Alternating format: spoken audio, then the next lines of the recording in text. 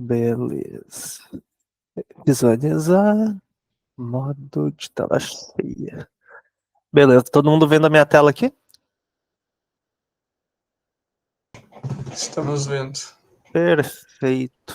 Tá bom, gente. Então, sejam todos bem-vindos. Quem tá vendo online ali, depois que ficou gravada. Hoje é a aula 3 Produto Renda Fixa, que junto da aula 2, que foi a última, e a aula 4, que é a próxima, acho que fecha com o trio, que é as 3 aulas mais importantes do módulo inteiro. Porque é aquilo, Sistema Financeiro Nacional, legal, bacana. Pô, noções de economia e finanças, maneiro. Mas todo mundo quer saber no que investir, né? Então, acho que isso aqui é o mais interessante para vocês. Depois tem fundo de investimento também, que é interessante, mas depende muito da pessoa. Enfim, vamos lá. Primeiramente, eu esqueço que eu tenho que clicar com o mouse, né? Mas enfim. Renda fixa, antes de a gente entender o que é os investimentos de renda fixa, a renda fixa, por si só, é qualquer tipo de investimento de renda, né? Que ele seja atrelado a um indexador. Como assim? Ele rende conforme alguma coisa. Ele rende conforme a Selic, ele rende conforme o IPCA, ele rende conforme o CDI, ele rende conforme o IGPM. Então, ele tem uma base do que seguir para render os juros dele. Então, se ele falar, eu rendo 100% da Selic, tá, então ele rende exatamente a Selic. Se a Selic tem 10%, ele rende 10% ali no indexador dele. E aí, também, ele pode render mais que isso. Ele pode render 130% do CDI, ele pode render 200% do IPCA, ele pode também. E claro, nisso, dependendo do investimento, vai ter imposto ou não vai ter. E aí começa aquele cálculo da rentabilidade, que a gente tem a rentabilidade bruta, a rentabilidade líquida ou nominal, né? E aí a gente tem a rentabilidade real, que é quando tira a inflação. Então, entra nisso. Já na renda variável, é totalmente diferente porque na fixa, quando tu tem esse indexador, tu tem um parâmetro norteador, né? Tu tem tipo, se eu tenho aqui um CDB que rende 100% do CDI, e relaxa que vocês vão ver o que é CDB essa aula. Se eu tenho um CDB que rende 100% do CDI, pô, eu sei que ele sempre está rendendo CDI. Então, para saber quanto que vai render o meu, eu tenho que saber como que está o CDI. Agora, na renda variável é tipo assim, tu investe numa empresa, compra ações dela, né? E investe nessa empresa. Ela vai ter um resultado com base na atividade dela, que vai ser ali semestral, trimestral, anual, enfim, e vai distribuir dividendos. Ela vai distribuir com base não só numa parte do resultado, como essa parte varia de empresa para empresa. É aquilo, a base que a maioria tem é o sugerido pela lei, né, pela lei das SAs de 25%. Mas é aquilo, não tem que ser necessariamente 25%. Pode ser 15%, pode ser 30%, pode ser 40%, pode ser tudo, pode ser pouco. Aí varia. Por isso o nome é renda variável. E também tem a parte da especulação, né? Que é toda uma parte à parte, que tu pode fazer dinheiro. Tem a parte de opções, etc., que a gente vai falar melhor na próxima aula, que é de renda variável propriamente dita. Mas aqui, na renda fixa é isso. Ela é fixada no indexador. E aí, o indexador é determinado na hora do investimento. Sempre vai estar lá explícito a qual indexador esse investimento está atrelado. Aqui a gente tem, né, alguns exemplos que a gente vai ver nessa aula. Então, todos esses a gente vai aprofundar na aula. Claro, tem vários outros, que aí eu deixei para sugestão de estudo posterior, tá? Tem COI, que é uma droga, tem um monte de coisa. Tem, tem muita coisa, tem muita coisa. Mas o principal, assim, que todo mundo fala, ou investe, ou tem algum interesse, é nesses aqui que eu tentei. Tirando a poupança, acho que ninguém tem interesse nisso aqui, pelo amor de Deus. Se alguém tem, revisa um pouco. Mas enfim, vamos lá. Antes de tudo, a gente tem que falar sobre a tributação e como ela funciona na renda fixa, porque é diferente da forma que ela funciona na renda variável, ok? Na renda fixa tem dois principais impostos, que é o IOF, Imposto sobre Operações Financeiras, e o IRRF, que é Imposto de Renda Retido na Fonte. O IOF, ele só acontece, tá? Ali nos primeiros 30 dias. Na real, ele é cobrado até o 29º. No 30º ele já é zerado. A gente já vai ver isso melhor, tem uma tabelinha ali. Mas esse é o imposto que acontece primeiro, que é basicamente como se fosse uma salvaguarda para a instituição onde tu está investindo. Então, para tu não tirar o dinheiro antes de um mês, eles têm o IOF para, assim, tu pode tirar dependendo do investimento, mas tu vai ter uma perda muito grande no rendimento dele. E aí tu vai meio que ficar, tá, então pelo menos um mês eu deixo. E aí a instituição ganha mais tempo com o teu dinheiro ali dentro. Basicamente é isso. E acho que também acontece em outros casos, tá? Mas dentro dos investimentos é aqui que ele acontece, na renda fixa. Quem já comprou com cartão de crédito, compra internacional, sabe que tem AF, então sim, ele também está ali. É o mesmo imposto. Aqui também tem AF. E AF é meio universal, assim. Em todo lugar tem um pouquinho. Aqui a planilha do IOF, tá? Ela sempre vocês estão vendo, né? No primeiro dia ela é 96%. Essa porcentagem, tá, gente? Essa alíquota ela é em cima do rendimento. Então, rendeu R$ 100. Dos R$ 100 que rendeu no primeiro dia, tu ganhou 4. Por quê? Porque o IOF comeu 96. Compreende? Então, tá nesse pique aqui.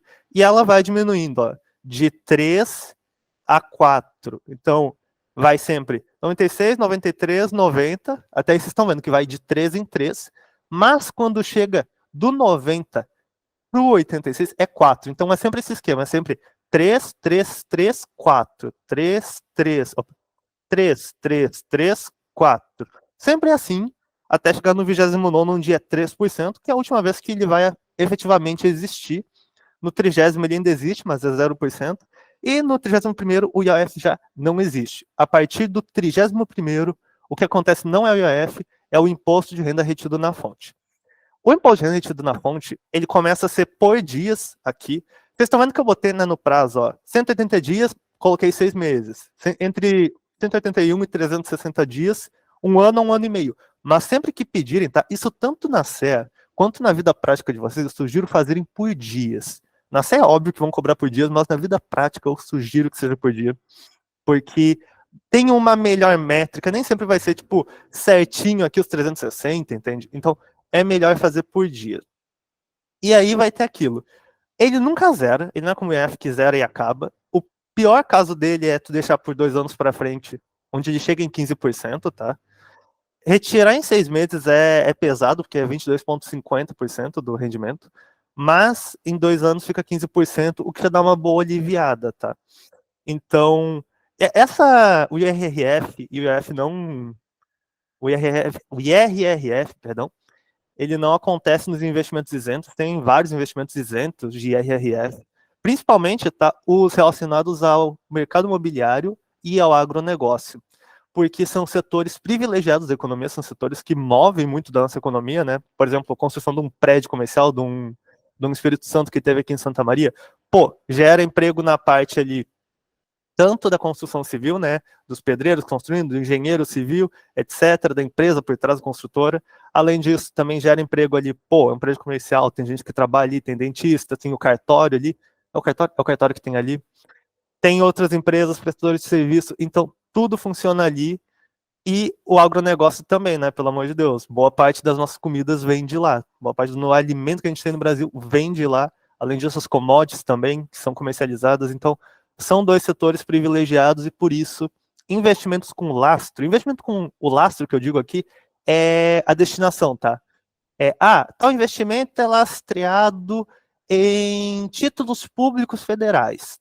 O que eu estou falando é que esse investimento ele tem como principal garantia os títulos públicos federais, tá? É basicamente isso. Principal lugar onde ele investe ali é os títulos públicos federais. Isso aqui, essa tabela aqui, ela é pura decoreba, tá? Quem for fazer o CE, isso aqui tem que saber de cabeça, não tem como consultar ali na hora. A mesma coisa com o IOF. Mas o IOF tu pode fazer aquele esquema para aprender do, 3, 3, 3, 4, 3, 3, 3, não, pera. 3, 3, 3, 4. Sempre 3 vezes o 3 e uma vez o 4. Aí volta pro 3. Então, é mais fácil lembrar assim, tá? E aí aquilo, até o 29º ele é cobrado em 3%, do 30º ele é zerado e no 31º ele não existe. Então é basicamente isso, tá? E aí a gente ainda tem um mecanismo, que não é parte da tributação, tá? A tributação acabou ali.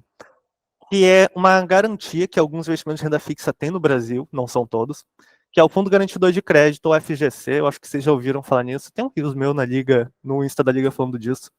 Mas basicamente o que é? Os bancos, os bancões assim do Brasil se uniram numa instituição sem fins lucrativos ali, né, uma entidade privada, e fizeram basicamente um fundo onde, se um bancão quebra, os outros meio que dão uma abraçada nos correntistas dali.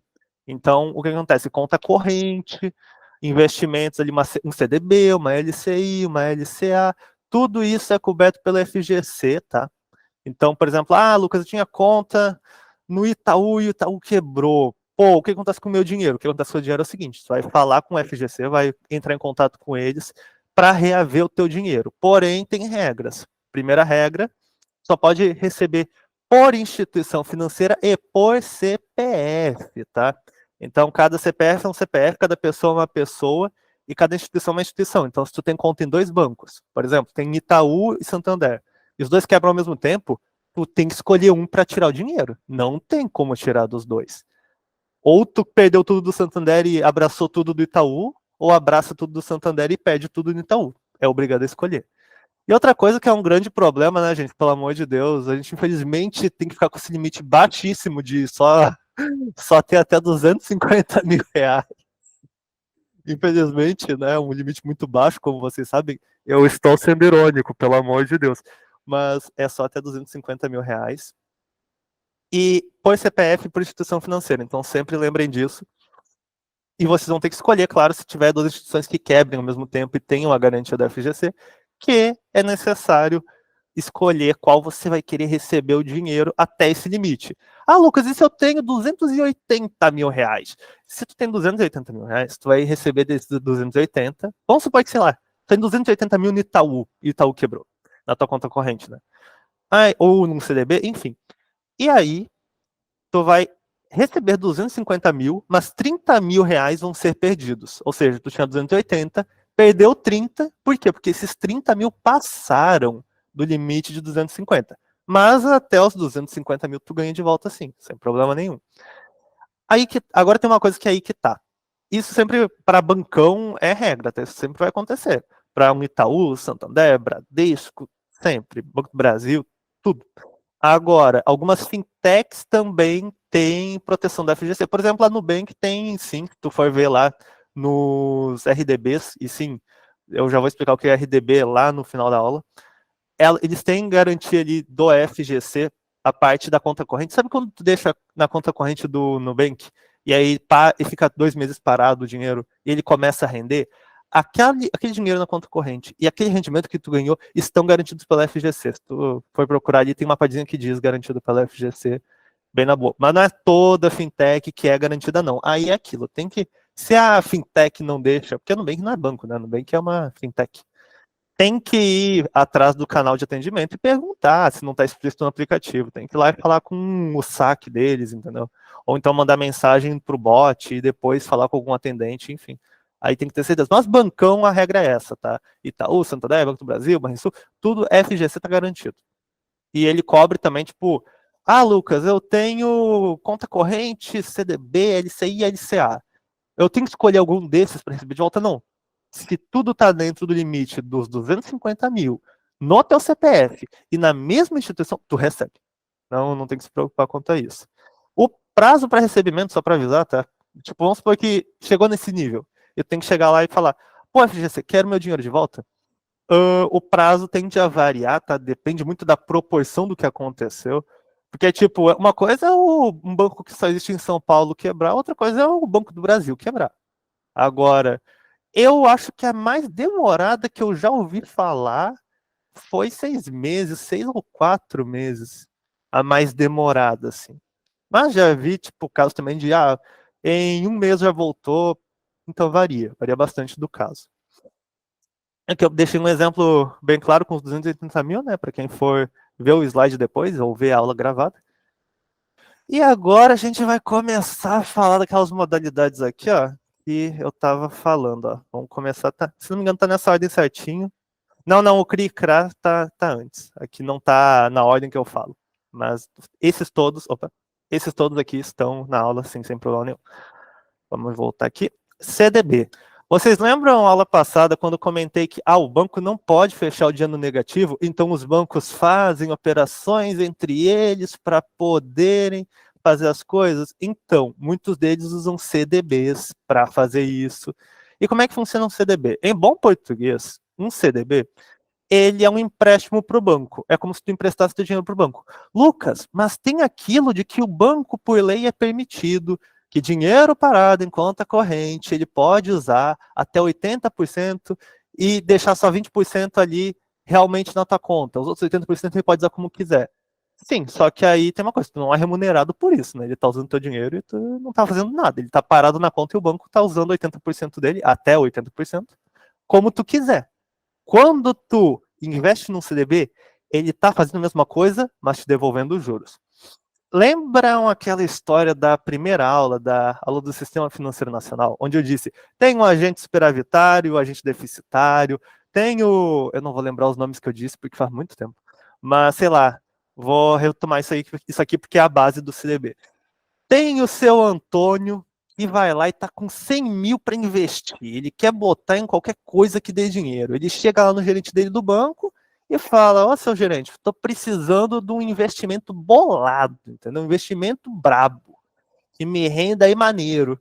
Aí o gerente que não é bom nem nada vai falar, não, tem esse aqui, pá, rende certinho, rende aqui, ó, vou dar um exemplo, tá?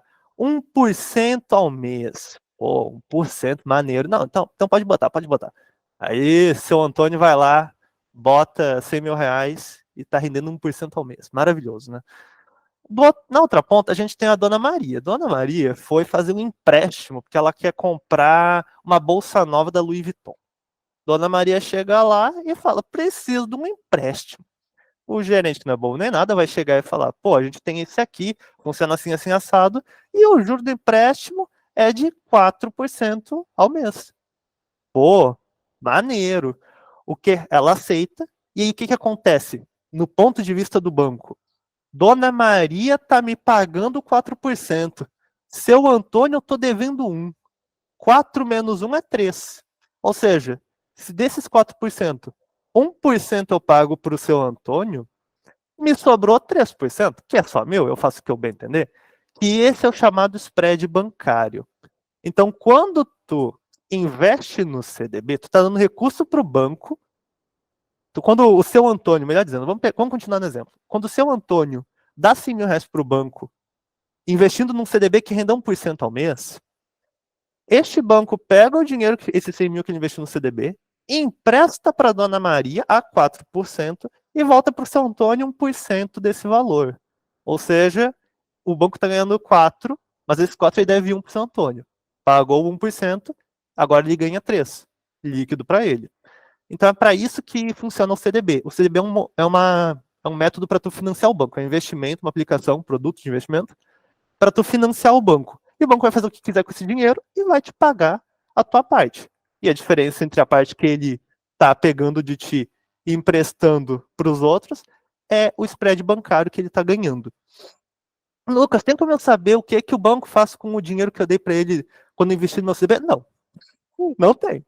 Tu vai ter ali só a consciência de que o banco está usando. Para quê? Não sei, mas ele está usando da maneira que ele bem entender. O importante é que ele vai estar te pagando de volta, e o importante é que este carinha aqui é garantido pelo FGC. Ele é o principal produto bancário de investimento em banco, tá? Então, ele é garantido pelo FGC. Se vocês querem saber, tipo, sem decorar, como é que eu posso saber sem decorar que tal investimento ele tem garantia da FGC? É simples. O FGC, ele é um fundo formado por bancos. Todo produto bancário é segurado pelo FGC nesse sentido. Agora, produtos tipo maçã, que é numa companhia SA aberta, nem toda SA aberta é banco, né? Por exemplo, a gente tem a Taesa, que é energia elétrica, não faz sentido. Ela não é um banco. Então as ações dela, nem nada que ela fizer de produto vai ser. Se ela fizer uma debênture, não é financiado, não é financiado. Não é garantido pelo FGC. Porque o FGC só vai garantir investimentos bancários. O CDB está no nome, depósito bancário. Agora, uma debênture da Taesa não é um depósito bancário, não tem nada a ver com banco, então não é garantido. É um investimento de renda fixa? É, mas não é bancário. Então, não é garantido pelo FGC. Levem isso meio para a vida, porque é a forma mais tranquila de saber quando o investimento é garantido pelo FGC ou não. Geralmente, quando vocês vão na corretora, a corretora quer esfregar na cara de vocês. Ou o banco quer esfregar na cara de vocês que esse investimento é garantido pela FGC, porque é uma garantia a mais. Pensa comigo, tu investe 100 mil reais e o banco quebra. Não, mas tá tranquilo, tem o FGC. Não tenho que me preocupar com os 100 mil. Pô, é uma puta garantia. Então o banco quer esfregar na tua cara, a corretora quer esfregar na tua cara. E, enfim, falei demais, mas os indexadores aqui, os principais, tá? É sempre o CDI, eu sempre vejo. O CDB clássico que eu vejo hoje em dia, em qualquer bancão assim, é 100% do CDI, tá? Rendendo exatamente a mesma coisa que o CDI aqui, 100% dele. Mas sim, ele pode ter uma taxa pré-fixada ou indexada à inflação, que é o IPCA. O que é a taxa pré-fixado ou pré-fixado, enfim? É o seguinte, é uma taxa acordada do momento do investimento que nunca muda. Então eu posso te falar assim, ele rende 100% do CDI. Ou seja, se o CDI aumenta ou diminui, minha rentabilidade também aumenta ou diminui. Quando é pré-fixado, eu viro para te falar o seguinte, irmão, 11% ao ano, pegar ou largar. Ah, e se a Selic aumentar? Não me interessa, é 11% ao ano. Se a Selic está em 15%, não me interessa. A gente acordou 11, eu vou te pagar 11. E é isso, ponto. Então o pré-fixado é esse. Tu vai ter a taxa ali fixada, onde tu consegue saber com 100% de exatidão quanto tu vai conseguir na rentabilidade. O ponto negativo é, ela é pré-fixada, ela não muda. Então, a gente tem essa diferença entre taxa pré-fixada e essas outras taxas onde elas têm variações, como taxa indexador a Selic, indexador a CDI, indexador ao IPCA, que a gente chama de indexadores ou taxas, né? Pós-fixadas, são fixadas depois, eu não tenho como saber 100% quanto que rendeu exatamente na hora da contratação do investimento. A pré-fixada eu tenho. Então, essa é a principal diferença. O CDB tem IOF e tem RRF, tá? Normalmente, assim como eu expliquei anteriormente para vocês.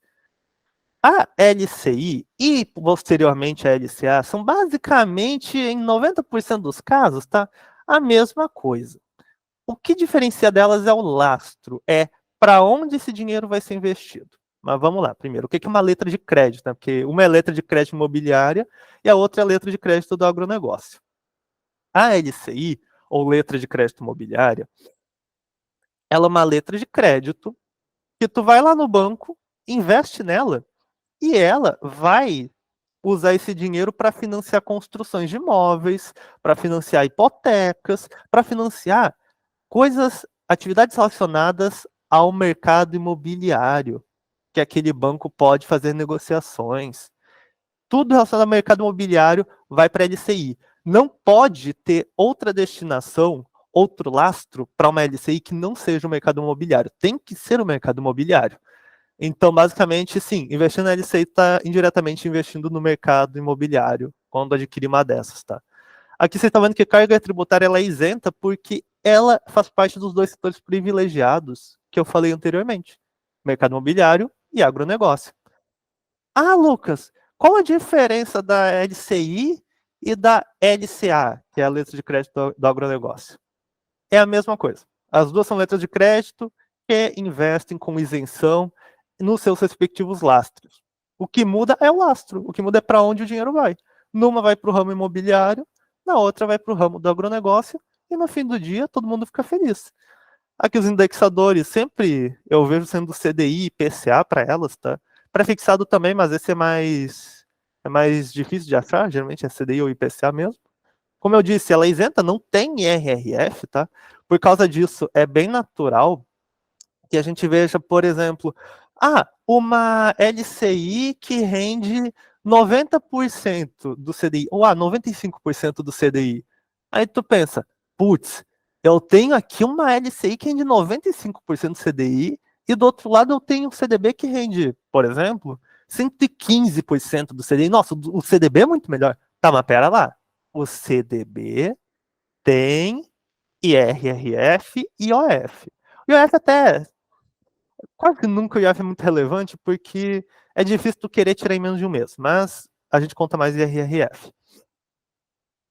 Aqui é 115%, mas desse 115 tem imposto de renda, que dependendo do prazo que tu vai deixar o dinheiro lá, é relevante. Então aqui a rentabilidade é menor porque ela já é líquida, ela já é nominal, não tem imposto para tirar. Aqui a história é outra, aqui eu vou ter que tirar imposto depois. Então, o que que não me garante que esse 95% do CDI não renda mais que o 115 do CDB? Aí vem de fazer o cálculo da rentabilidade que eu ensinei aula passada. Mas basicamente aqui, sempre a porcentagem do CDI, por exemplo, quando vocês forem ver investimentos em LCI ou LCA, ele é menor que o do CDB por causa disso, porque ele não tem imposto, ele é isento. E outra que a LCI, o prazo mínimo dela, antes, tá? Antes, não precisa lembrar disso, antes era de 3 dias. Não, desculpa, 3 dias não, é 90 dias, 3 meses. Porém, mudou-se isso junto dos CRIs e CRAS, que já vamos falar deles depois, onde o novo prazo é de 1 ano. Então, tu não tem como tirar esse dinheiro antes de 1 ano. O que eu quero dizer? Se tu não vai conseguir tirar antes de 1 ano, não tem IOF. O IOF dura 30 dias. Como é que tu vai pegar e incidir IOF numa coisa que tu vai só sacar no mínimo 1 ano depois? Não tem como. Então aqui é sem IOF por causa disso, porque tu nem vai conseguir tirar antes de 1 ano de qualquer forma. Aqui, o CDB, já ele tem prazos diferentes. Tem CDB de liquidez diária. Quem não sabe o que é liquidez diária, volta lá na aula, que é para poder tirar a qualquer momento. Tem CDB que tu só pode tirar depois de 1 ano, e aí não vai ter IOF de qualquer forma. Mas para liquidez diária, sim, porque tu vai poder tirar antes de 1 ano, antes de 30 dias, desculpa. Então tudo isso tem que ser cuidado, tá? Só que geralmente tá a carga tributária, quando não é isento, geralmente não vão falar o que que incide, muito tipo não vai estar, por exemplo, num outdoor assim, na tua cara, mas geralmente vai estar lá a tributação, IRRF, IOF, tá? E se for isento, ele geralmente vai querer dizer, é isento, ó, para chamar atenção, ó, tu não tem que pagar imposto de renda, que legal. Então, basicamente é isso, tá?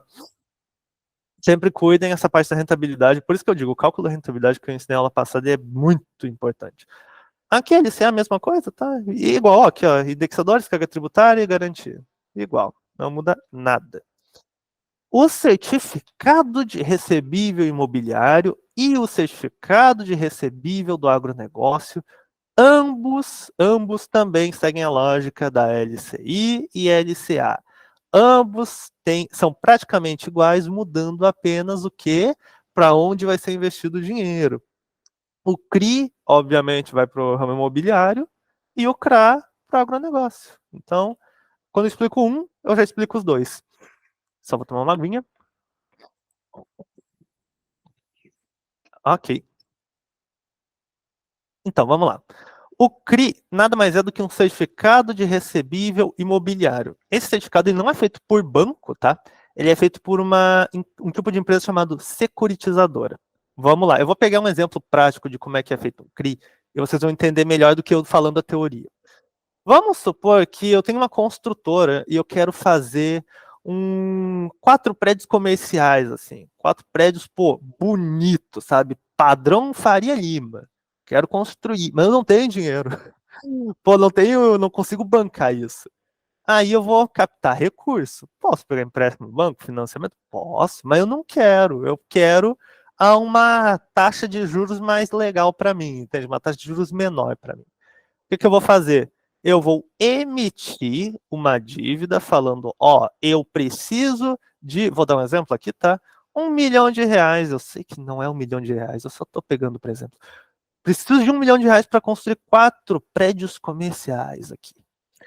E aí, tu vai na securitizadora e eles vão transformar esta dívida em um CRI, num certificado, vão largar para corretoras que vão distribuir esse CRI para os clientes delas, que no caso é agente investidor normal, ou empresas também, e fundos também. E nisso a gente vai falar, pô, esse CRI, ele é para construir 4 prédios comerciais, ok. Está precisando de 1 milhão, ok. E ele vai pagar para gente, ó, ele vai pagar para gente em parcelas, parcelado, aos pouquinhos, o IPCA, a variação do IPCA todo mês, mais 2% do valor. Pô, maneiro, 2% do valor da parcela, mais a variação do IPCA. Bom. E aí as pessoas vão, um dá 1.000, outro dá 2.000, outro dá 500, e pessoas vão dando dinheiro até chegar no 1 milhão. Chegou no 1 milhão, pô, vou fazer, né? Vou botar a mão na massa, vou fazer ali meus prédios comerciais.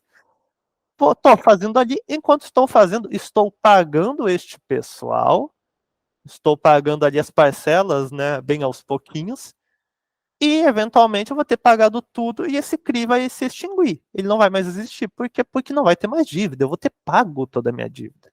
Então, um CRI é basicamente isso. Tu emite uma dívida onde tu consegue o dinheiro à vista, basicamente, porém, tu vai ter que começar a pagar aos poucos, junto de um indexador, e geralmente uma taxa pré-fixada, tá? É bem híbrido os CRIs. Então, por exemplo, é muito normal usar IPCA ou IGPM para indexar. Mercado imobiliário no geral usam para indexar contratos IPCA ou IGPM. Geralmente IPCA. Então, por exemplo, ao invés de eu. Vamos supor que, sei lá, só uma pessoa pega ali 1 milhão e dá 1 milhão, tá? Vamos supor que a empresa fez o CRI e no outro dia outra empresa já deu esse 1 milhão e quer receber as parcelas do CRI. Essa empresa vai receber todo mês uma parcela, mais 2% do valor da parcela, mais a variação do IPCA nesse tempo. Show? Então é assim que funciona o CRI. O CRI é justamente para isso, ele tem tempo de vida limitado, justamente porque ele é atrelado ali a um projeto. E, enfim, também tem a parte de desenvolvimento imobiliário, mas aí já é outros 500, outra história. Vamos focar no CRI, que é essa parte mesmo. Que nem eu coloquei também, pode ser Selic ou CDI, só que aqui vem uma coisa legal, tá? Isso aqui é conhecimento de curiosidade, tá? Para CRI, mercado imobiliário, geralmente é utilizado IPCA ou IGPM. Para CRA, certificado de recebível do agronegócio, é muito mais utilizado o CDI e às vezes a Selic, tá? É basicamente meio que tradição dos dois fazerem essa distinção ali. CRI é sempre inflação, CRA é sempre taxa de juros, é mais ou menos assim.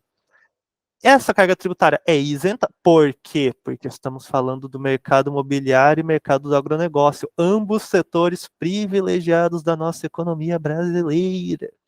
Bom, o FGC, não. Por quê? Quem emite CRI é a sociedade securitizadora, empresa securitizadora. Não é um banco, não é o Banco do Brasil. É uma securitizadora por aí que está emitindo. É um título de renda fixa, sim, mas aí não tem garantia da FGC.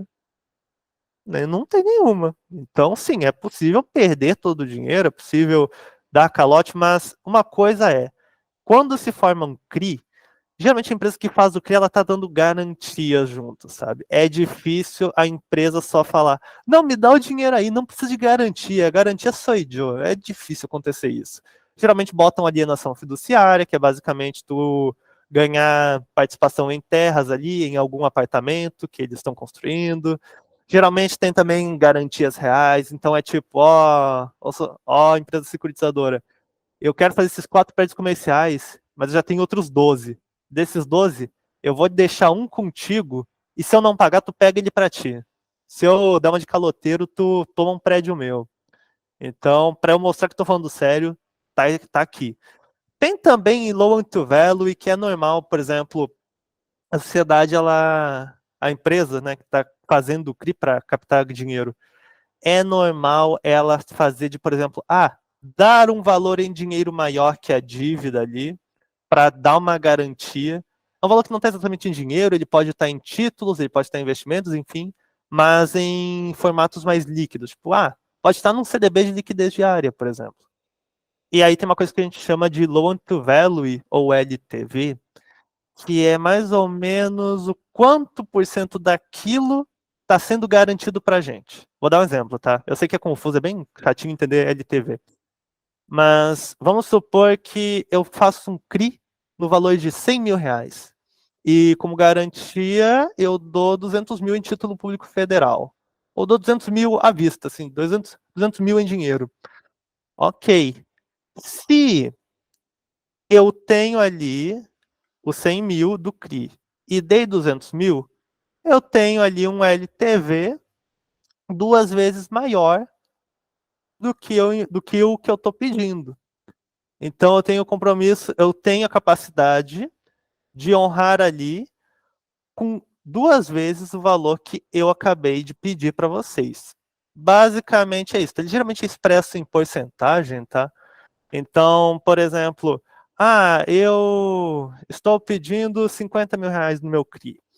E aí eu dei 100 mil reais.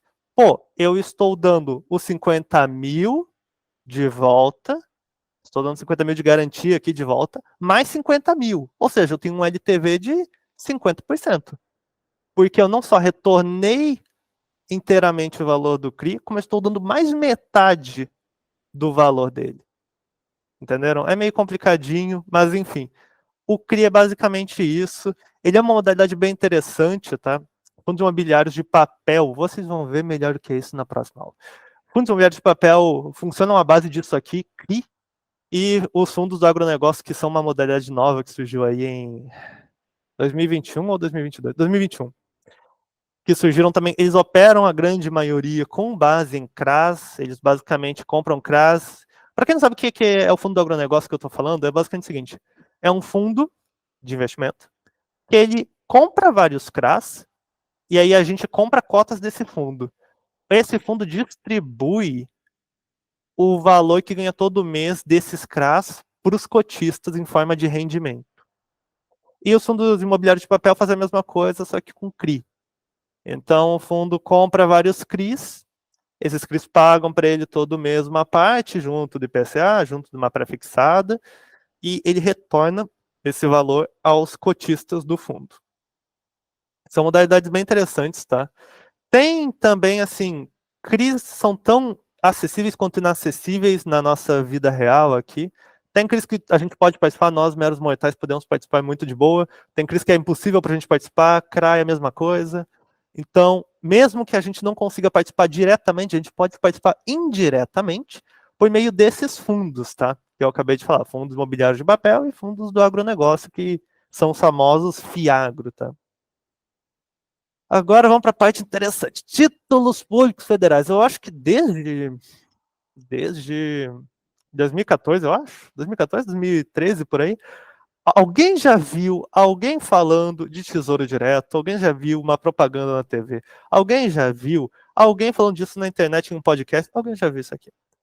E antes da gente começar a falar deles, eu quero deixar uma coisa bem clara, tá? Não tem problema vocês falarem comigo, o Tesouro Direto. Tudo bem.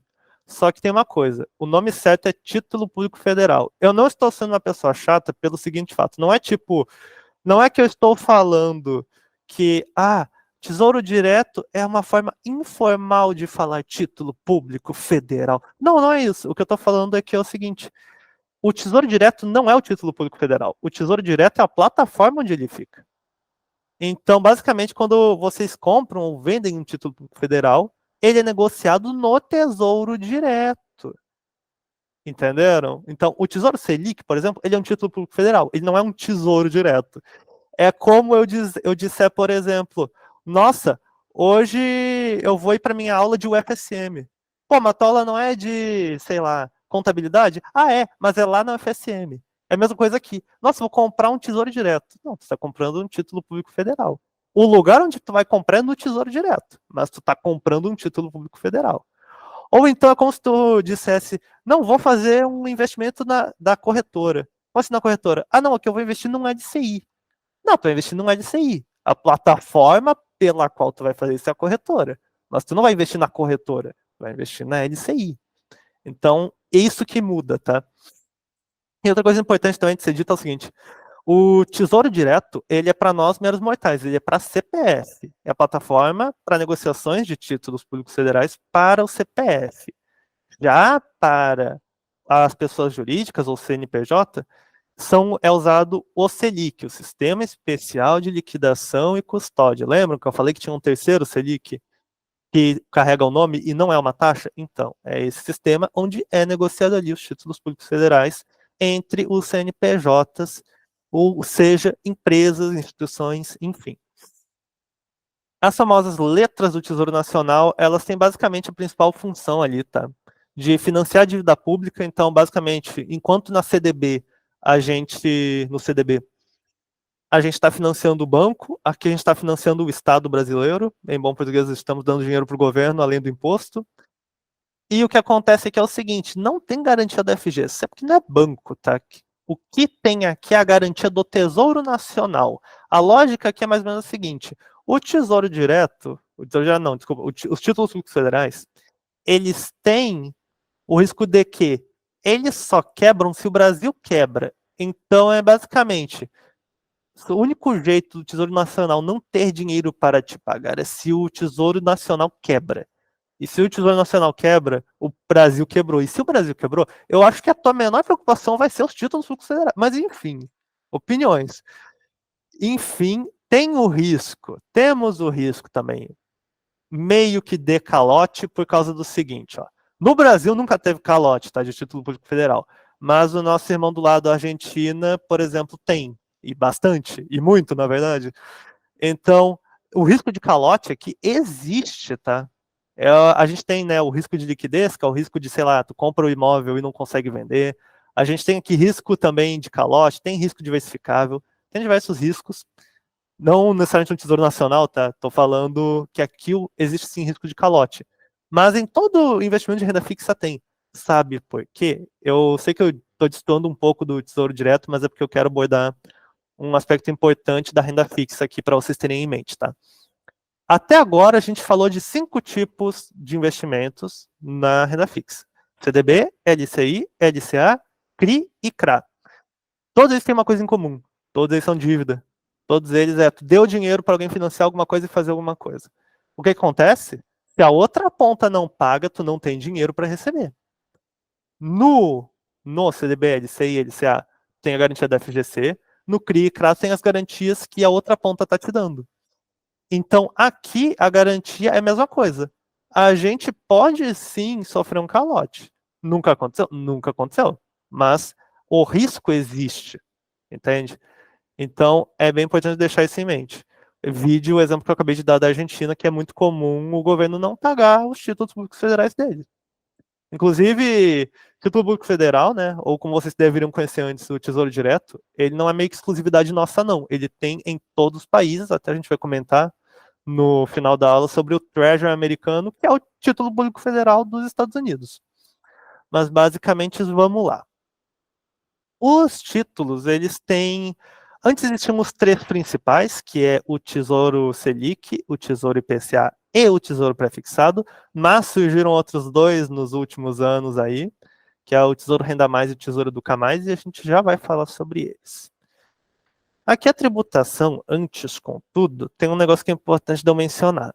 O Tesouro o Título Público Federal, ele também tem incidência de IOF e IRRF, como no CDB. Mas aqui tem uma coisa mais importante ainda, tá? Aqui a gente tem uma coisa chamada taxa B3, também vocês podem achar com o nome taxa semestral, que é o seguinte, ó.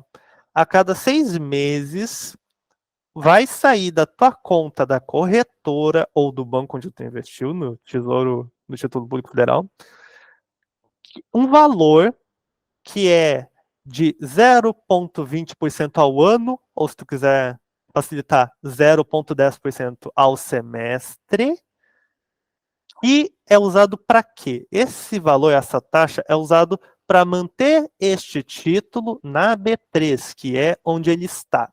Então, o título federal que você tem está sendo mantido em custódia na B3, portanto, a B3 pede uma taxinha de 0,10% todo semestre para manter ele ali.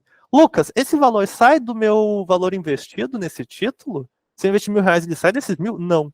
Ele sai do valor que tu tem na corretora ou no banco.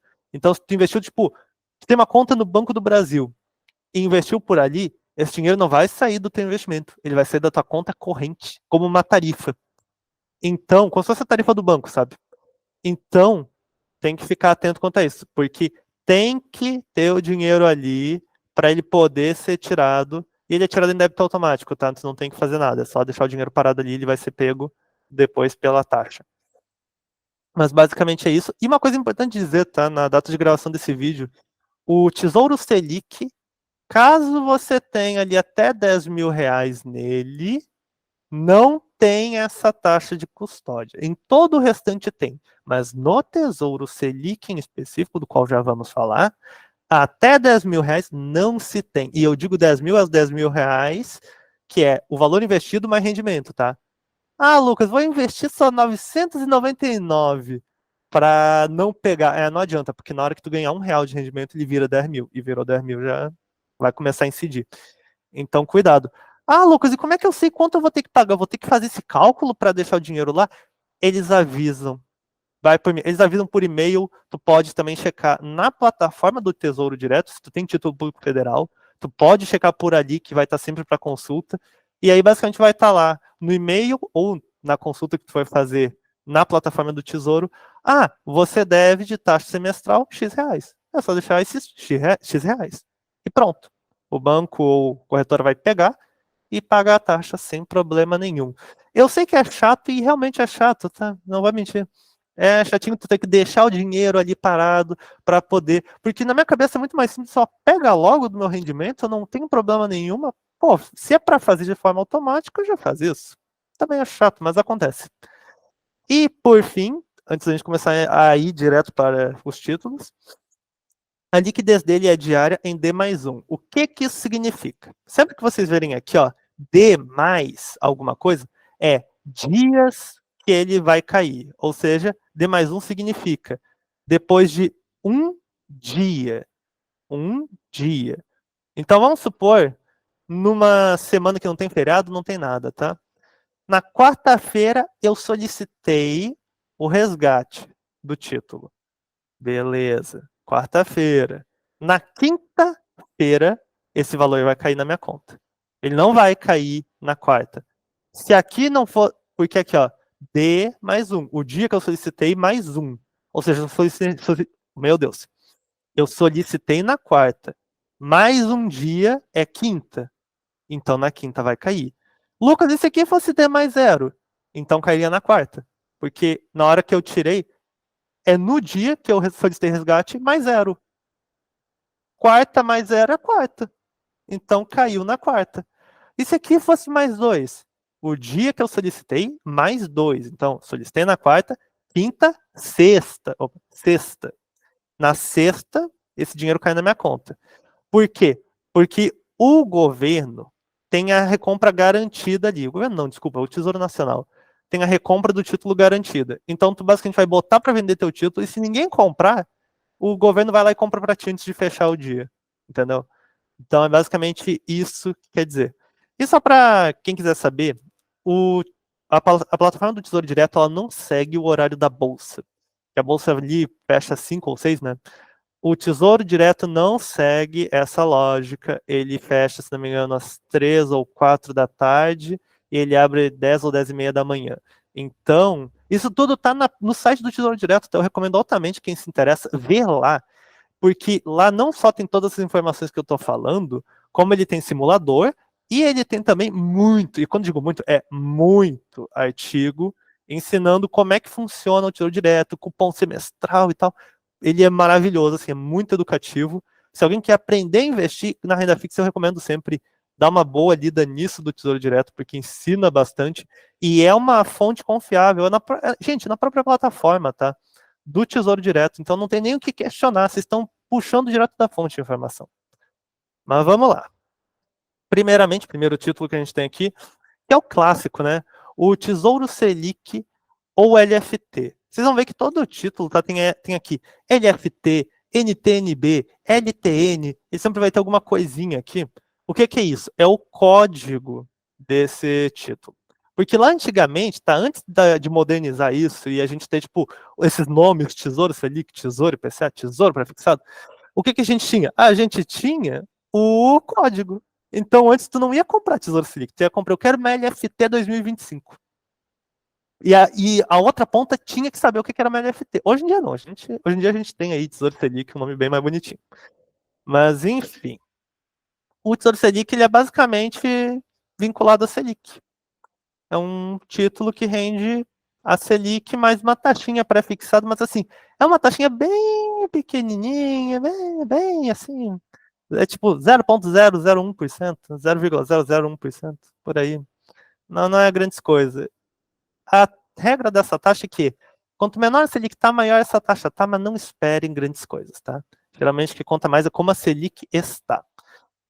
Outra coisa importante dizer é que todos os títulos do Tesouro Direto, da plataforma do Tesouro Direto, eles seguem marcação a mercado. O que isso significa? Marcação a mercado eu já expliquei na aula passada, mas só retomando, é quando este título ele é vendido antes do vencimento. O único modo de obtê-lo antes do vencimento é vendendo no mercado secundário.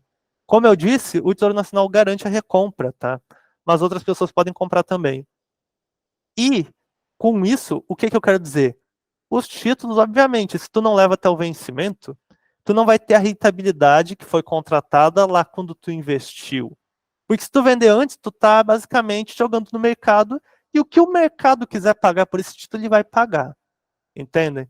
Hoje em dia é mostrado, tá? Quanto que o título vai a mercado, na plataforma do Tesouro, na corretora, ele sempre mostra por ali. Mas tu quer garantir a rentabilidade que tu contratou no momento em que investiu, aí tem que manter até o vencimento.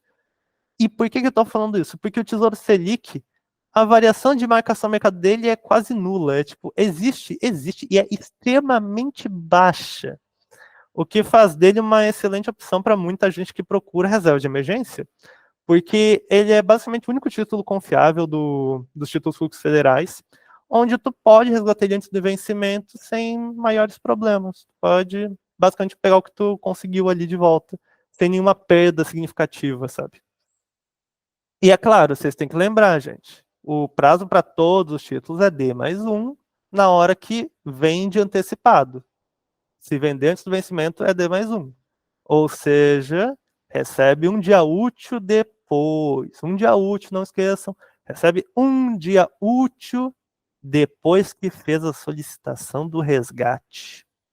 Então, fiquem sempre espertos quanto a isso, ok? Ok.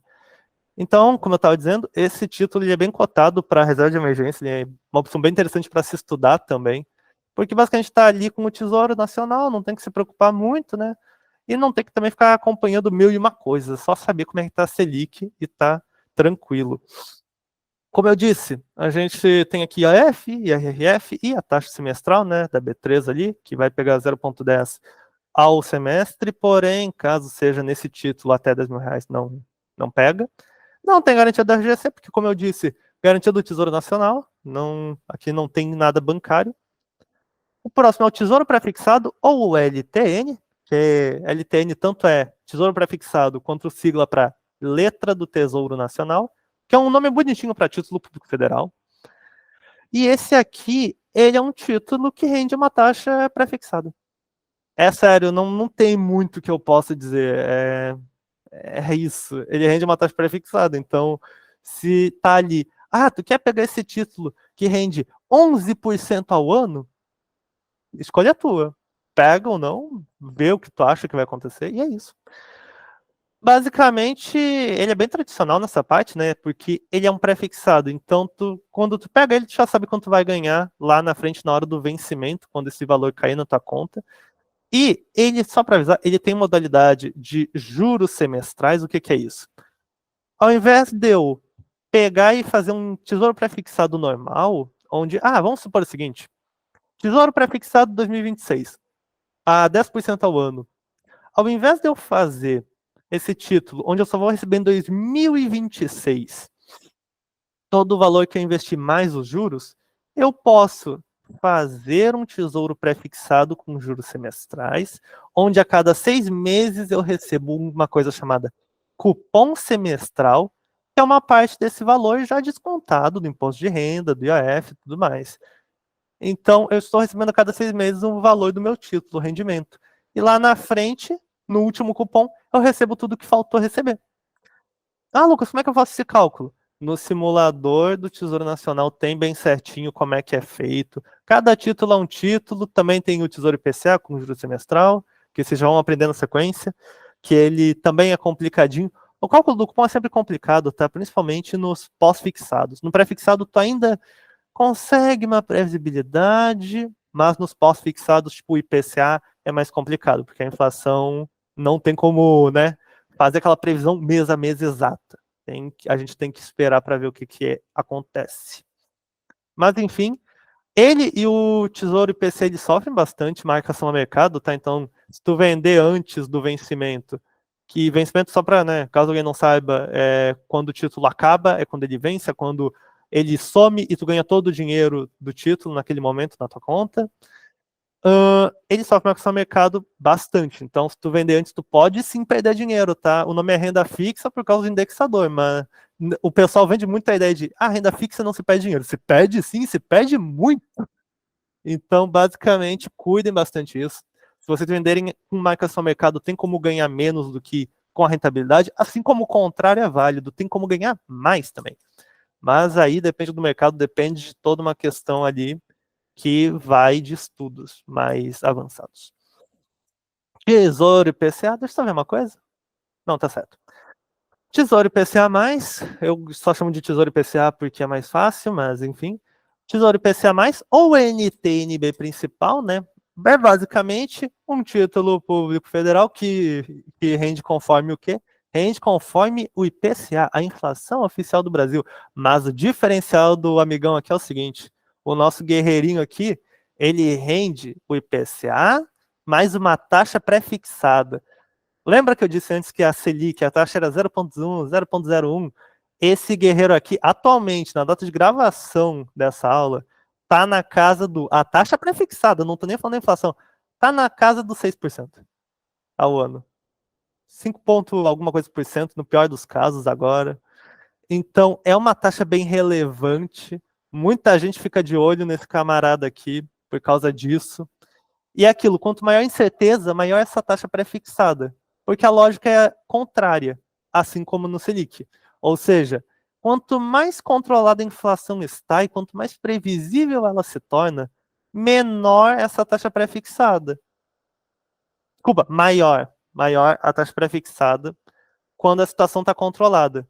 Porque pensa comigo, pô, a inflação está baixa, a inflação está controlada, a inflação está baixinha, está, sei lá, 3% ao ano. Pô, 3% ao ano? Se eu tenho uma taxa ali de 3% ao ano, eu ganho 6% ao ano. É quase uma poupança. Por que eu vou querer isso? Aí eles olham e falam, não, tá, então a pré-fixada, a taxa pré-fixada, vai ser maior. Porque aí a inflação tá baixa e a pré-fixada vai conseguir compensar essa falta de potência na rentabilidade.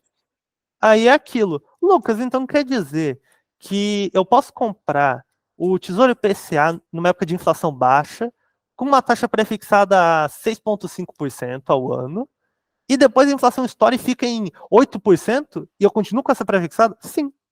Por isso que a duração desses títulos são sempre grandes, tá? Coisa tipo Tesouro IPCA mais 2050, Tesouro IPCA mais 2045. A gente talvez já esteja aposentado e não vai nem lembrar que tem esse título, mas ele vai estar lá. Ele é tipo o Julius do Todo Mundo Odeia o Chris, sabe? Quando tiver aposentado, eu vou estar lá. É tipo isso, com um taco de beisebol. Então, basicamente é isso. Ele sempre rende conforme o IPCA, mais essa taxa pré-fixada. Ele é o que a gente chama de híbrido, tá? Ele é tanto pré quanto pós-fixado.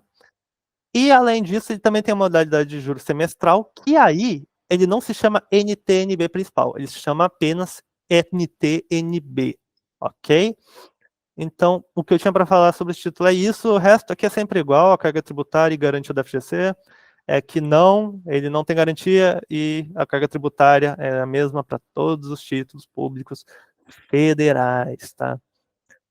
Inclusive, esse título é bem interessante por causa dos indicadores dele, tá? Tipo, que nem eu falei na aula passada, o IMAB5. Pô, IMAB5 eu acho que é um dos melhores índices, assim, do Tesouro Público Federal, do Título Público Federal. Porque ele pega justamente esse carinha, o Tesouro IPCA+, ele pega todos eles, tá? Que estão sendo cotados, então, o Tesouro IPCA+, e o Tesouro IPCA+, com um juro semestral, pega a média dos que vão vencer nos próximos 5 anos, e faz um índice conforme isso. Muito bacana, gosto muito. E é muito bacana de se estudar também esse índice do IMAB5, feito pela Ambima. Tesouro Renda Mais e o próximo, que é o Tesouro Educa Mais, eles têm propostas diferentes, mas funcionam de forma semelhante. Como é que é isso aqui? O Tesouro Renda Mais e o IPCA e o Educa Mais, ambos rendem conforme o IPCA, porque são de longuíssimo prazo. O Renda Mais, ele tem a principal função, tá? Ele e o Educa Mais são títulos bem novos, tá? Eu acho que eles têm, tipo, 2, 3 anos de vida, por aí, é sério, é bem pouco. E, basicamente, o Renda Mais, ele tem a principal função de ser uma renda extra na tua aposentadoria. Enquanto o Educa Mais, ao contrário, ele tem a principal finalidade de ser um financiamento para os teus estudos. É meio que, Lucas, vamos fazer uma graduação, então eu vou fazer o Educa Mais, para poder me financiar, ou pelo menos me ajudar, né? Na época dos estudos, para eu conseguir estudar de boa e receber uma graninha. Então, é essa a principal finalidade dele. Basicamente aqui, como é que a coisa vai funcionar? No Renda Mais, tu vai ser obrigado a investir mensalmente por alguns anos, onde tu não vai ganhar nada durante esses anos, e a partir de uma certa data, que é a data que dá nome ao título, por exemplo, aqui, ó, Tesouro Renda Mais 2040, eu começo agora esse título, tá? Vamos supor que eu comprei agora esse título. Todo mês, religiosamente, eu vou depositar um valor, e aí, quando bater 2040, eu vou parar de pagar esse valor mensalmente e vou começar a fazer o contrário, vou começar a receber desse título o valor mensalmente até ele se esgotar. Então é basicamente isso. Enquanto, obviamente, enquanto eu estou aportando, investindo todo mês esse dinheiro, ele estará rendendo o IPCA mais uma taxa e tal, que nem o IPCA, o Tesouro IPCA mais, que nem o Tesouro IPCA mais. Ele vai estar rendendo conforme isso. O IRRF, taxa semestral, IRF, tudo igual, né? Não vou ficar me repetindo quanto a essa parte. Mas basicamente é para isso que serve o Renda Mais. Ele é como se fosse uma renda extra na aposentadoria. E o Educa Mais, como eu já disse, ele é mais visado para um período de educação, uma graduação, dependendo muito, talvez, quem sabe, um ensino médio, um tecnólogo, talvez um MBA, quem sabe, enfim. Basicamente aqui funciona de forma semelhante, tu vai investir mensalmente um valor para quando bater a data que dá nome ao título, tu poder usufruir dele. Então vamos supor o seguinte, a gente está em 2024. Eu vou me formar em 2026 e quero fazer outra graduação em 2027. Ok, agora, neste momento, eu vou comprar um título público federal do Tesouro do Camais, que vai ser o Tesouro do Camais 2027. Até lá, todo mês vou aportar, e esse dinheiro que eu aporto vai estar rendendo conforme o IPCA mais uma taxa fixa ali, uma taxa semestral. E aí, em 2027, eu vou parar de pagar, vou começar a focar na minha segunda graduação e vou começar a receber do Tesouro do Camais dinheiro, que é o dinheiro do meu investimento, mais o IPCA. Então ele serve para isso, tá? E aqui no caso tu fica pelo prazo de 5 anos, recebendo mensalmente esse valor, diferente do Renda Mais, que é um tempo indeterminado, se não me engano. É até literalmente acabar o teu dinheiro ali.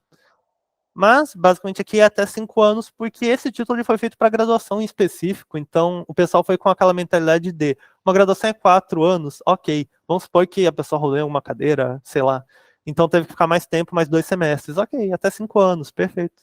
Então, essa é a mentalidade desse título aqui. Ele também é bem novo, ele é mais novo ainda que o Renda Mais foi criado antes, e então ele é bem novinho. Eu vou ser sincero, gente, me desculpa, mas eu prefiro muito mais o Tesouro IPCA+, juro semestral, tu pega ali, vai colocando tudo em algum CDB de liquidez diária, por exemplo. Aí quando tu quer começar a estudar, Tesouro IPCA+, pagando juro semestral ali por um tempo. Eu acho melhorzinho, mas eu vou ser bem sério que eu nunca fiz nenhum estudo de viabilidade. E lembrando, tá, isso também não é nenhuma indicação, nem recomendação de investimento, tô só delirando um pouco aqui, tô só divagando um pouco aqui. Mas é um título que eu acho que é meio complicado, até porque no Tesouro IPCA+, tu pode, por exemplo, tu pode aportar só uma vez e nunca mais, e tá tudo bem.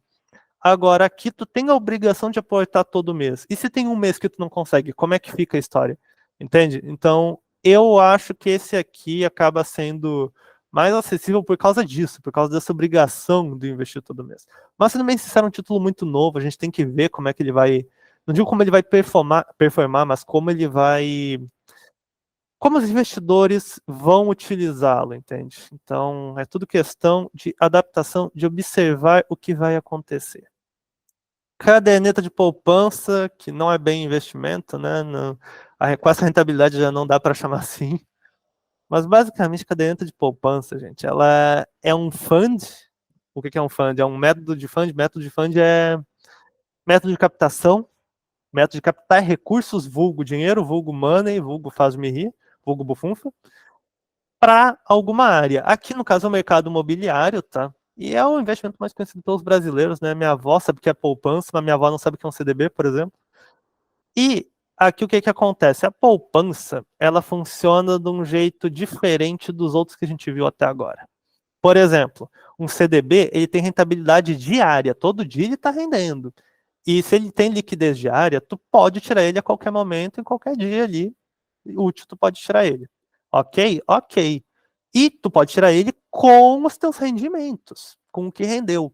Já na caderneta de poupança, ela tem aniversário. Então, se tu investiu no dia 10 de abril, tu só vai poder tirar esse dinheiro com rendimentos no dia 10 de maio. Ah, Lucas, e se eu tiro antes? Tu não recebe rendimento nenhum, tu só recebe o que investiu. Pois é. Então, para tu tirar, tu tem que, com rendimentos, tu tem que tirar no aniversário da poupança, como é chamado, que é a data que tu investiu ali. Claro que tem uma mudança de, mas e se tem um feriado? Então é depois o aniversário. E por aí vai. Mas basicamente tem que tirar na época do aniversário, embora a caderneta de poupança seja sempre liquidez diária, tu pode tirar a qualquer momento, de qualquer dia, de qualquer hora, seja dia útil ou inútil, horário comercial ou horário que a gente quer dormir, pode tirar, mas tem esse grande problema que é o aniversário, a data de aniversário da poupança. Enquanto que isso no CDB a gente não tem, mas no CDB a gente tem a desvantagem de que a maioria deles, a gente, embora liquidez diária, a gente não pode tirar em dias que não sejam úteis e fora de horário comercial. No caso, a gente pode pedir para agendar para tirar no próximo dia útil com o horário comercial. Claro que tem alguns CDBs que fogem dessa regra, mas enfim, não é a maioria. A grande maioria do mercado realmente vai por essa onda de só pode tirar em dia útil em horário comercial. Enfim, aqui eu comento, né? Aqui no textinho eu comentei um pouco sobre isso.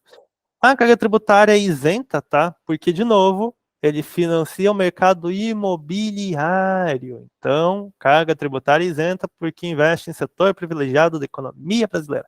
Tem garantia do FGC? É produto bancário, todo banco tem uma poupança, pelo amor de Deus, sim, isso aqui tem garantia do FGC. E aí eu trago um questionamento para vocês da rentabilidade. Este coisa aqui, ele não rende normal, como uma renda fixa costuma render. Ele não é uma porcentagem da Selic, ele não é indexado ao IPCA, IGPM, ao CDI, nada. O que ele é indexado? Ele é indexado ao seguinte, a rentabilidade dele se dá de duas formas. E se a Selic está acima de 8,5, aqui a Selic é a taxa Selic meta, esteja acima de 8,5 ao ano, a poupança rende 0,5% ao mês, mais a taxa referencial, o vulgo TR, que é uma taxinha muito pouco utilizada, tá? É bem tanto faz. Ela, inclusive, muitas vezes ela tá negativa. Mas, se a Selic está menos que 8,5, ou seja, está num patamar baixo, segundo, né, ele renderá 70% da Selic mais a TR. É meio complicado? É sim meio complicado. Então, juntando tudo isso que eu falei, eu faço pergunta para vocês. Não é mais fácil de entender o que é CDB do que entender o que é caderneta de poupança?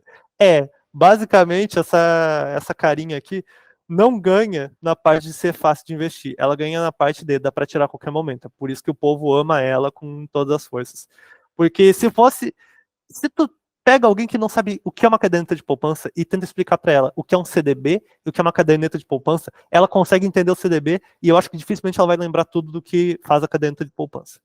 Então, a gente tem ela como preferido do povo brasileiro basicamente por causa que tu pode tirar a qualquer momento. Ah, Lucas, mas não, ela não disse que se tira antes do aniversário, não tira com rendimento? Não tira, mas mesmo assim tu pode, a opção tá ali. Então, ela ganha muito nisso para o povo brasileiro, porque tu pode a qualquer momento, tem maior confiança, embora, né, já tenham confiscado, congelado essa aqui, mas, enfim, não estou entrando nesse mérito agora. O que eu quero dizer é, gente, poupança, vocês viram essa rentabilidade? Não é a melhor das coisas. A gente tem muito CDB que ganha tranquilamente da poupança, tá? E eu quero lembrar, a carga tributária aqui é isento, o CDB paga imposto de renda. E o CDB ganha disso aqui. Em que nível a gente chegou, entende? Então, a poupança, por que todo mundo fala, a poupança é ruim? Por causa disso. Só tira o rendimento no aniversário, se tirar antes não ganha. Se tu tiver com uma Selic acima de 8,5 é uma coisa, se tiver menos que 8,5 é outra. A rentabilidade é 0,5 ao mês, se a Selic tiver boa, mais a TR, que pode estar negativa e não é tão incomum. Então, é brabo isso aqui, gente. Meu conselho, tem investimentos mais interessantes a se estudar. Eu mesmo já falei de vários aqui. Todos do Tesouro Direto, todos os títulos públicos. Meu Deus, tô bem para falar hoje. Todos os títulos públicos federais. Pô, ali a parte privada, né? CDB, LCI, LCA. Até ICRI, CRA, que é mais arriscado por não ter a garantia da FGC, também é muito interessante, porque dá para investir de maneira direta ou indireta. Então tem alternativas bem mais interessantes para isso aqui. Tudo depende do o que tu quer ter na carteira. Tudo depende disso. E por fim, aqui, antes das sugestões, é a debenture, tá? Gente, só para avisar, tá? Eu sei que é 6h45, quem precisa sair pode sair, não tem problema, eu dou presença, tá? Eu sei, aqui é conteúdo que não acaba mais. Mas vamos lá, já estamos no finalzinho. Debenture é basicamente o seguinte, uma empresa SA, Sociedade Anônima, listada em bolsa, precisa, vamos supor ali, de 500 mil reais. Aí ela precisa dos seus 500 mil reais, vai lá e vê os empréstimos no banco, financiamentos, e todos são muito caros. Pô, o que que eu vou fazer para conseguir um juros melhor, sendo que é isso que eu tenho de opção? Vou abrir eu mesmo, vou até um banco de investimento, olha a importância do banco de investimento lá do Sistema Financeiro Nacional. Vou num banco de investimento, pedir auxílio para eu lançar no mercado o IPO de uma debenture, onde nessa debenture eu vou chegar e falar, ó, mercado, eu quero 500 mil reais para comprar o novo maquinário para as 3 novas lojas que eu, para as 3 novas lojas, para as 3 novas fábricas que eu vou abrir no ano que vem. Ele vai lançar isso e vai falar: enquanto vocês tiverem esse título, eu vou remunerar vocês aqui pagando o IPCA mais 4% ao ano. Ou o CDI mais 2% ao ano. Entenderam? Por aí. E aí as pessoas vão, compram a debênture, dão dinheiro para esta empresa. Esta empresa ganha seu dinheiro, compra seu maquinário, faz as suas fábricas e todo mundo sai feliz no fim do dia. Correto? Correto. Então, vamos lá. Debenture, ela só pode ser feita, botem na cabeça de vocês, só pode ser feita por SA listada em bolsa. Sociedade Anônima listada em bolsa. Ok? Ok. Para fazer ela, precisa-se da ajuda de um banco de investimento, para poder montar e esquematizar a debenture, né? Isso ali do investment bank. E o que acontece? A debenture, ela geralmente serve para captação de capital de longo prazo, tá? Capital de investimento. Porque na parte ali, logística de empresas, tá? A gente tem o capital de giro, que é o capital de curto prazo, e o capital de investimento, que é o capital de longo prazo. O de curto prazo é tipo, pô, giro de estoque. Preciso de mais dinheiro em caixa para ter maior liquidez. Aí é o curto prazo. Preciso de dinheiro para comprar maquinário. Preciso de dinheiro para comprar um novo imóvel para abrir uma nova loja. Preciso de dinheiro para comprar novos direitos autorais para fazer, sei lá, algum produto. Dinheiro para investimento. Então, a debenture, ela serve para este propósito e ela não tem uma padronização muito boa, ela tem, tipo, a padronização de garantias é bem flexível, não tem um padrão exato de como tem que ser a debenture nessa parte. Enfim, mas a debenture tem uma coisa importante que é a escritura dela, a escritura da debenture, onde vai estar muito bem informado para o debenturista é quem investiu na debenture, como ela funciona, quanto que ela rende, para que ela existe, tudo vai estar ali transparente, certinho para a pessoa, tá?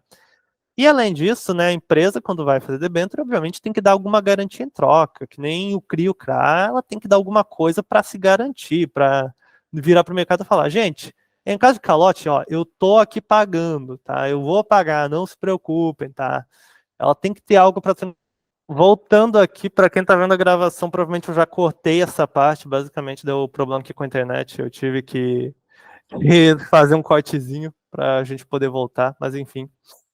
Basicamente, quanto à parte das garantias era isso.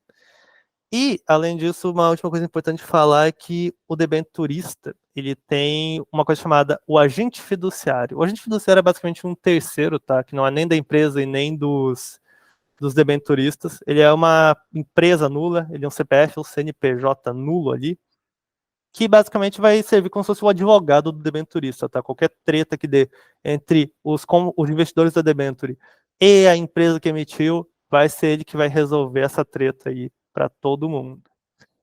Os tipos de debenture, tá? Aqui, basicamente, a gente tem a debenture simples, que é o feijão com arroz, basicamente é ali tu investiu na debenture e recebem dinheiro pronto, seja semestralmente, seja anualmente, ou seja só no vencimento, tu ganha ali em dinheiro de volta. Tem a conversível, onde no final tu pode ganhar em dinheiro, como a simples, ou então tu pode receber ações da empresa que fez a emissão da debenture no lugar, se tu acredita no crescimento da empresa, tal, esse tipo de coisa, fazer aquele estudo de análise fundamentalista, né, que vocês estão vendo com o Rafael. A debênture permutável, que basicamente pode ser trocado ali a critério do debenturista, ações de emissões de outras companhias. Então, pense, por exemplo, uma Unilever, né, que tem Nestlé, tem Garoto, tem um monte de coisa, pode falar, ó, eu quero, comprou aqui minha debênture, quer ganhar, ao invés de, sei lá, ganhar em dinheiro, quer ganhar ações da Nestlé, que está ali comigo, pô, pode ser isso também. Debênture comum, basicamente a mesma coisa que a debênture simples.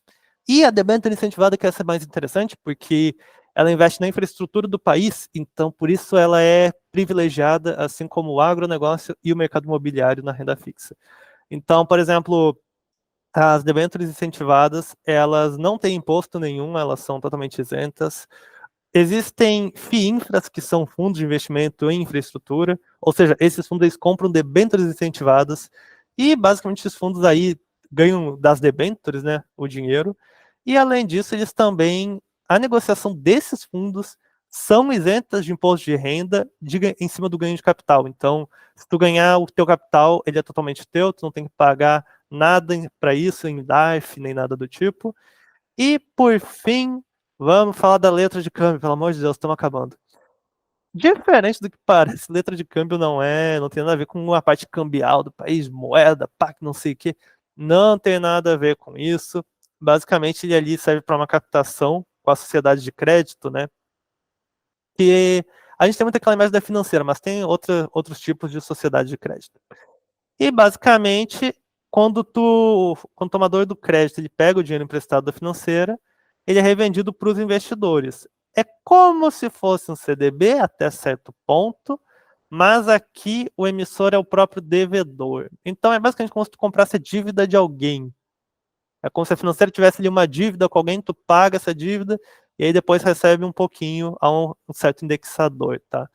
Então, ela não é tão conhecida assim, e acho que é pouca gente que investe nisso aqui hoje em dia, mas é uma opção aí que é interessante, tá, para se estudar, tá? Ela tem garantia da FGC também, porque sim, bancos podem fazer a letra de câmbio. Então, ela possui garantia da FGC. Tem IOF, IOR e IRRF também, e pode ser indexada a basicamente qualquer coisa, IPCA, CDI, Selic, ou ser prefixada, né? Por fim, essas são as sugestões para estudo posterior. Eu vou tentar resumir o máximo possível aqui, porque essa aula já está gigante, mas basicamente o COI é uma modalidade que mistura renda fixa e variável, e geralmente ela não é tão boa assim, não recomendo muito assim, mas ela é legal de estudar, ela é bacana de estudar. Lembrando que nada daqui é uma recomendação de investimento, tá? Nada daqui é uma recomendação de investimento, isso aqui é só para fins de estudo. A COI, ela basicamente é um certificado que mistura renda fixa com renda variável. É estranho e sim, é mais complicado de se estudar. Eu recomendo estudar o que a gente já viu antes, que é mais simples de se entender, e depois ir para a COI e para esses aqui, né? O BDR ou RDB, que é o Recibo de Depósito Bancário, é basicamente o seguinte: tu vai lá, tu quer comprar ações da Apple, que é uma empresa norte-americana, que está na Bolsa Americana. Pô, eu quero comprar, mas eu não quero ter que botar meu dinheiro no exterior. Não tem problema, não seja por isso. Tu vai ali no banco ou na corretora e pede um recibo de depósito bancário das ações da Apple.